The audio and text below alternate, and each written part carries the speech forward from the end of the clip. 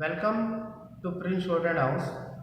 Students, आज हमारी dictation progressive से नंबर 5, 6, 7 और 8, जैसे मैंने अपनी पिछली वीडियो में और हर वीडियो में मैं बताता हूँ कि हम नॉन स्टॉप आपको डिक्टेट कर रहे हैं 100 वर्ड्स एवरी मिनट, जबकि ये डिक्टेशन हमारी 80 वर्ड्स से ऑलरेडी डली हुई है। मैं आपसे इस वीडियो में भी 2 मिनट की बात करना चाहूँगा और बड़े ध्यान से मैं समझता हूँ कि जिसे स्टेनोग्राफर बनना है, गवर्नमेंट जॉब अचीव करनी है, तो मेरी बात को ध्यान से सुने कि कोरोना वायरस पेंडेमिक के चलते जो सब कुछ रुका हुआ था रुके, और जो जैसे ही हमारा स्टार्ट हुआ सब कुछ आफ्टर दिवाली, नवंबर दिसंबर के बाद हमारा सब कुछ स्टार्ट हो गए, प्रैक्टिस बच्चों ने स्टार्ट करी, तो बहुत सारे रिजल्ट आए, जिसमें मेन रिजल्ट रहे स्टूडेंट्स के एसएससी के, डिस्ट्रिक्ट कोर्ट के, डीडीए के, DSSB के, जिसमें हमारे इंस्टीट्यूट के सिलेक्शन बहुत अच्छे रहे। बच्चों ने एक स्टूडेंट ने 4 जॉब अचीव टारगेट किए हैं, 4 जॉब मिली हैं। चॉइस करके जो बच्चे कर रहे हैं कि हमें कौन सी करनी है, like SSC, DSSB, DDA, district court, और प्रैक्टिस करने से ही सब कुछ होता है, जल्दी टारगेट मिलते हैं। और इसमें मेन बात स्टेनोग्राफर बनने के लिए आप ध्यान रखिए कि आपकी टाइपिंग स्पीड अबव 55-60, अबव 50 तो कंफर्म होनी चाहिए, जिससे कि आपको ट्रांसक्राइब करने के बाद अपनी गलतियां निकालने का मौका मिले और उसे आप जो गलतियां ज़्यादा उसको ठीक कर सकें।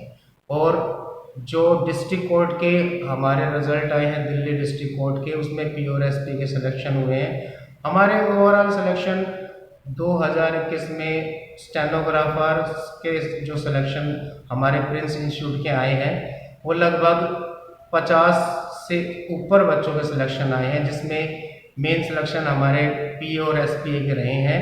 और बड़े गर्व की बात है कि हमारे इंस्टीट्यूट की स्टूडेंट रितु सोलंकी, जिसका एसपी में सिलेक्शन हुआ, ऑलरेडी एसएससी में हुआ और पीए में भी हुआ, और 1-2 जगह और रिजल्ट आए हैं उनके, और एसपीए में वो ज्वाइन करेंगे। अभी वो एसएससी में ज्वाइन कर चुके हैं। दूसरी बात कि उनकी typing speed 69 words every minute, जो पूरे सिलेक्शन प्रोसेस में नंबर 1 रही, जो एक हमें गर्व की बात है कि हमारे विद्यार्थी ऐसी प्रैक्टिस करके ऐसे सिलेक्शन ले रहे हैं। तो हम डिक्टेशन स्टार्ट कर रहे हैं, लेकिन फिर वही है कि आप बड़े ध्यान से लिखिए, सीरियसली रीडिंग करके ट्रांसक्राइब कीजिए। तो आज हमारे एक्सरसाइज नंबर 5, 6, 7 और 8। Be ready, 100 words a minute, non stop, start. As our chairman reminded you, our neighbors now are all the countries of the world, so that we cannot relate our foreign policy just to a few countries around us, but have to think of practically every country in the world and take into consideration all the possible areas of conflict, trade, economic interest, etc. It has been recognized now that if there is a conflict on a big scale anywhere in the world, it is apt to spread all over the world. That is, war has become indivisible and therefore peace is indivisible. Therefore, our foreign policy cannot limit itself to be nearby countries. Nevertheless, the nearby countries always have a special interest in one another, and India must inevitably think in terms of her relations with the countries bordering her by land and sea. What are these countries? If you start from the left, Pakistan, I would also include Afghanistan, although it does not touch India's borders, Tibet and China, Nepal, Burma, Indonesia and Ceylon. In regard to Pakistan, position has been a very peculiar one owing to the way Pakistan was formed and India was upset that you all know, but something much deeper, and that is a complete emotional upset of all the people in India and Pakistan because of this. It is a very difficult thing to deal with, a psychological thing which cannot be dealt with superficially. A year and a half or more has passed, and there is no doubt at all that our relations have improved and are improving. There is also no doubt at all in my mind that it is inevitable for India and Pakistan to have close relations sometime or other in the future. I cannot state when this will take place, but situated as we are with all our past, we cannot really be just different neighbors. We can be either hostile to each other or very friendly with each other. Ultimately, we can only be really very friendly, whatever period of hostility may intervene in between, because our interests are so closely interlinked. As far as the other countries are concerned, our relations with them are quite friendly. Take, for instance, Afghanistan, and our relations with Afghanistan are exceedingly friendly, and our relations with Tibet, Nepal, and all the neighboring countries are also very friendly. Stop exercise number 6. If our neighboring countries have, in a sense, the first place in our minds, then the second place goes to the other countries of Asia with whom we are also fairly intimately connected. Now, India is very curiously placed in Asia, and her history has been governed a great deal by the geographical factor plus other factors. Whichever problem in Asia you may take up somehow or other, India comes into the picture. Whether you think in terms of China or the Middle East or Southeast Asia, India immediately comes into the picture. It is so situated that because of past history, traditions, etc., in regard to any major problem of a country or group of countries of Asia, India has to be considered. Whether it is a problem of defense or trade or industry or economic policy, India cannot be ignored. She cannot be ignored because, as I said, her geographical position is a compelling reason. She cannot be ignored also because of her actual or potential power and resources. Therefore, whatever our own views may be, by virtue of her practical position and other regions, India is bound to play an important part in Asia, whether it is Western Asia or the far east of Southeast Asia. It so happens, of course, that even culturally speaking, our bonds are very great with all these parts of Asia, whether it is Western Asia or the far east of Southeast Asia, and these bonds are very old and very persistent.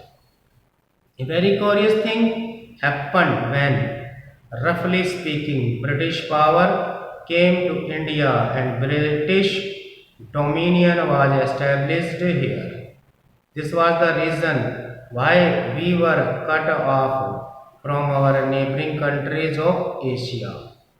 Our contacts were then with England across the seas, and while to some extent we struggled against that domination and resented those contacts, nevertheless they were there, and we saw the world more and more through that window, the British window.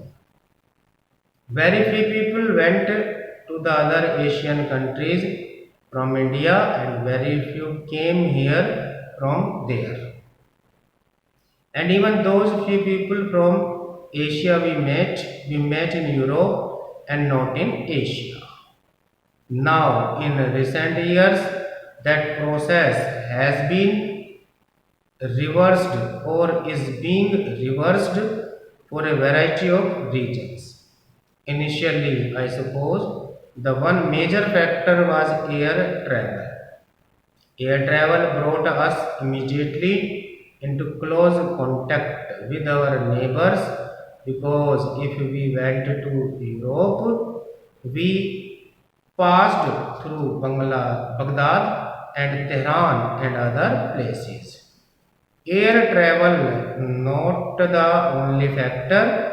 There are also political reasons that are now bringing about these changes for future development. Stop. Next, exercise number 7. Some people talk rather loosely and, if I may say so, rather foolishly of India becoming the leader of this or the leader of that or the leader of Asia. Now, I do not like that at all. It is a bad approach, this business of leadership.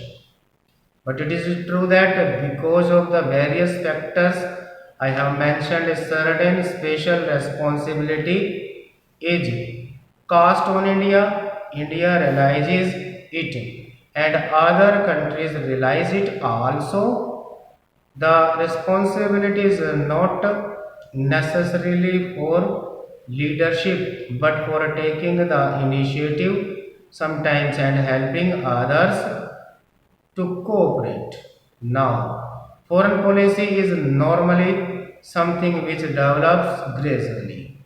Apart from certain theoretical propositions we may lay down, it is a thing which, if it is really has some relation, actuality, and not merely a pure theory. Therefore, we cannot precisely lay down our general outlook or general approach, but gradually it develops. We are, as an independent country, a fairly young country at present, although we are a very ancient country and we have all the advantages and disadvantages of being an ancient country.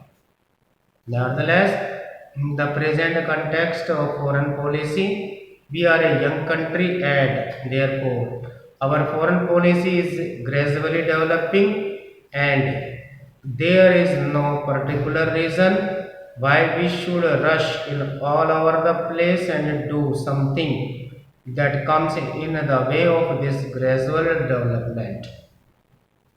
As I said, our general policy has been to try to cultivate friendly relations with all countries, but that is something which anyone can say.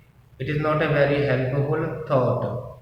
It is almost outside, if I may say so, of politics. It may be just a verbal statement or a moral urge. It is hardly a political urge. Nevertheless, something can be said for it even on the political plane.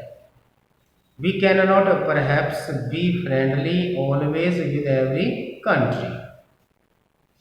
The alternative is to become very friendly with some and hostile to others.